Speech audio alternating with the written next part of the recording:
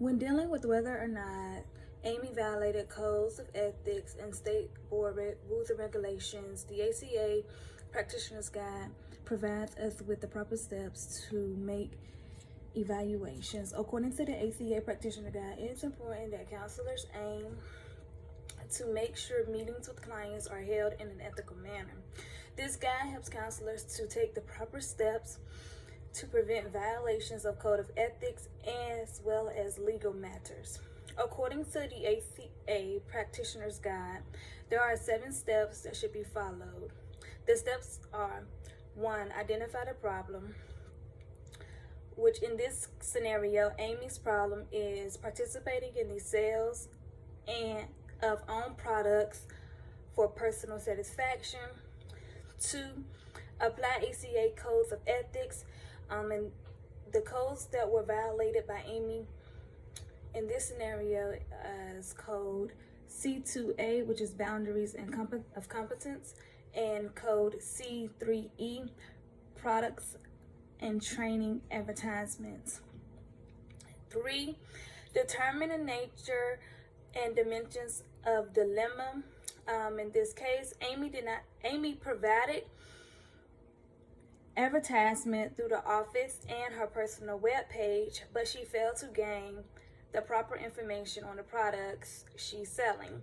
Also, she did not have the accurate training and or knowledge on selling products.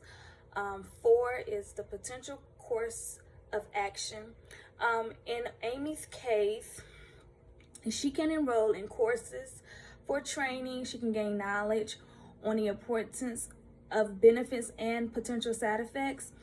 She can provide updates and information to the clients and colleagues, as well as ensure that the uses of the vitamins are the client's choice, as well as she can research her state possible laws and regulations. And step 5 is the potential consequences. In Amy's case, she can experience probation, license revocations, and or lawsuits from clients. 6 is evaluation of course of action. According to Amy's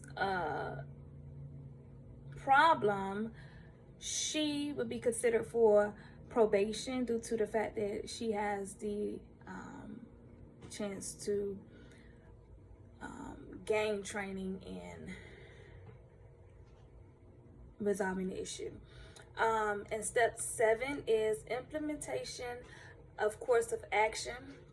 Amy should be aware of her actions by knowing boundaries and understanding her state's standards of care. Also, Amy should be aware of excessive self-disclosure and using techniques without proper training.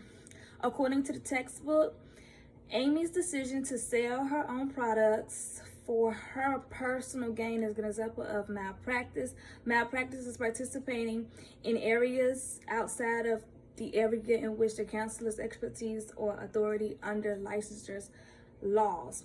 As a counselor, it is important to educate yourself about your state board's rules and regulation, as well as gaining access to an attorney due to the difficulty of gaining information on the state laws.